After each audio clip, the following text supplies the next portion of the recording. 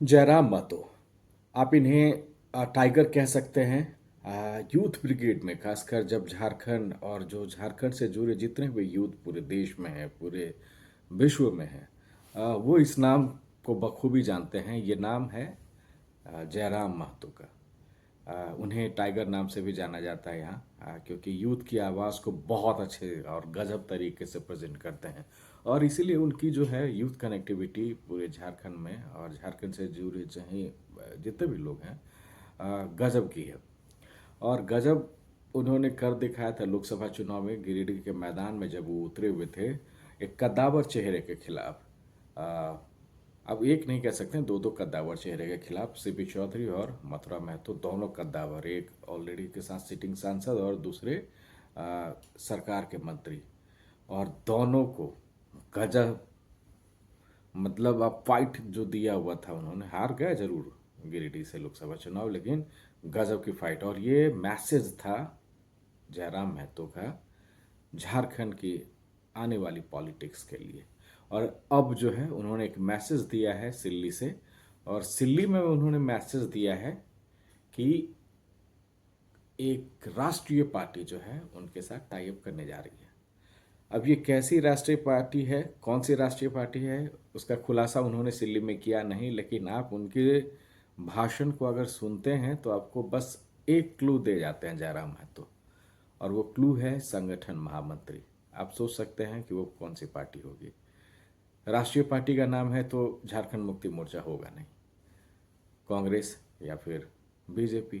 कांग्रेस में संगठन महामंत्री का कोई पोस्ट है नहीं, तो आप सियासी आप आशंका या सियासी आप तुक्कमबाजी कह सकते हैं, आप लगा सकते हैं कि ये पार्टी जो है बीजेपी के है, और बीजेपी उनको ना सिर्फ सीट भी दे रही है, गठबंधन कर रही है, साथ ही साथ जो फिनेंशियल मदद होता है इलेक्शन कैंपेनिंग में वो भी मिल रही है, और वो बहुत ज़रूरी है जेबी केसेस के लिए, जयराम महतो की पार्टी के लिए।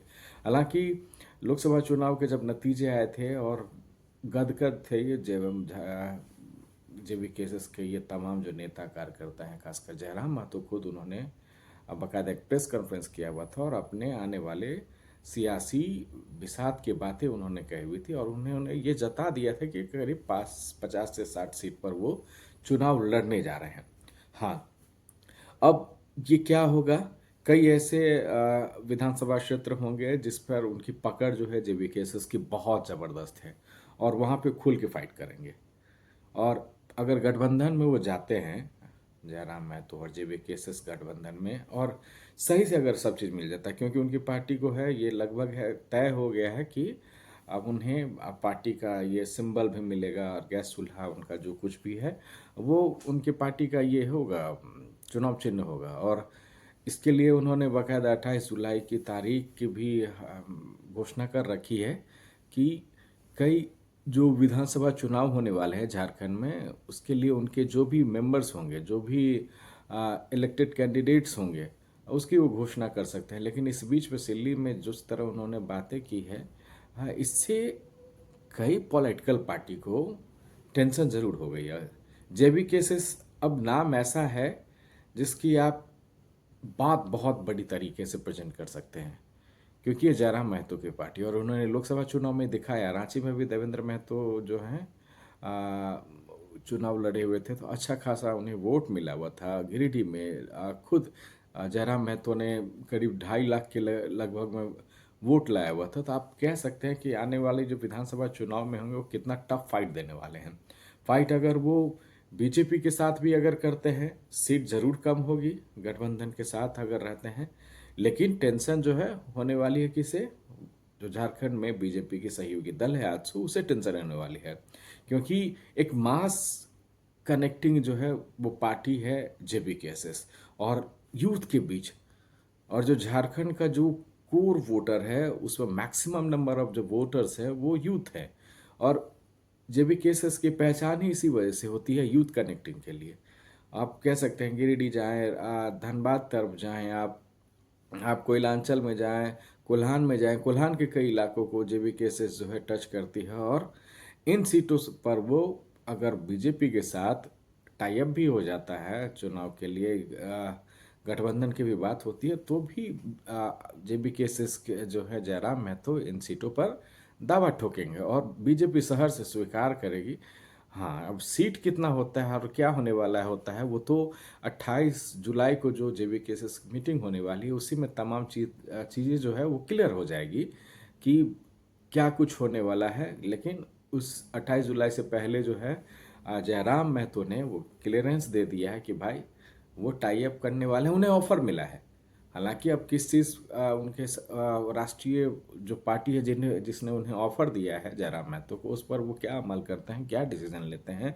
वो 28 जुलाई को रांची में मीटिंग है JBKSS की, जिसमें लोकसभा में जो उनके तमाम प्रत्याशी उतरे हुए थे उनके जो कार्यकर्ता हैं JBKSS के जो कोर वोट मेंबर्स हैं उन्हें बुलाया गया इस मीटिंग में। और इस मीटिंग से जो तमाम जो हैं विधानसभा चुनाव के जो हैं वो बातें निकल कर आएगी कि JBKSS जो है किस रणनीति के साथ विधानसभा चुनाव में उतरने वाली है, क्योंकि बहुत कम वक्त बचा हुआ झारखंड विधानसभा चुनाव के लिए। और ऐसे में पार्टियां जो हैं वो फोकस्ड हो चुकी है, मैदान में उतर चुकी है। अब किसी भी पार्टी की भी बात करें, अपने अपने तरीके से सब ने अपने ने कैंपेनिंग शुरू कर दी है। लेकिन JBKSS का क्या एजेंडा होने वाला है उस पर तमाम जो झारखंड के दल हैं उनकी निगाहें टिकी हुई है। टेंशन भी है कई दलों को, क्योंकि JBKSS के आने से कहीं वो यूथ जो दिल्ली वगैरह में केजरीवाल बोला हुआ था, कहीं ऐसा तो नहीं नतीजा कुछ ऐसा होता है कि क्योंकि जो वोटर्स हैं झारखंड के वो कभी भी मुद्दों की बात करेंगे और एक निगेटिव जाता है माहौल। आप पॉलिटिकल पार्टी किसी भी पार्टी को बात कर रहे हैं जो यहाँ पर हैं, एक निगेटिव इम्पैक्ट रहता है वोटर्स का भी और एक चॉइस भी होता है कि नई पार्टी को मौका क्यों नहीं दिया जाए। तो JBKSS इसमें एक ऐसा नाम है जिस पर तमाम जो वोटर्स हैं झारखंड के वो ये सोचते हैं कि क्यों नहीं JBKSS। फिलहाल इन तमाम बातों को 28 जुलाई को जो मीटिंग है JBKSS की उसमें क्या कुछ होने वाला है, इन तमाम बातें इसी वक्त टिकी हुई है। फिलहाल जो कुछ भी अपडेट्स होंगे JBKSS से रिलेटेड या फिर किसी भी यूथ से रिलेटेड, मैं कोशिश करूँगा कि इन तमाम बातों को यहाँ पे रखूँ और उसे आप लोगों के साथ साझा करूँ। फिलहाल मुझे दीजिए इजाज़त। नमस्कार।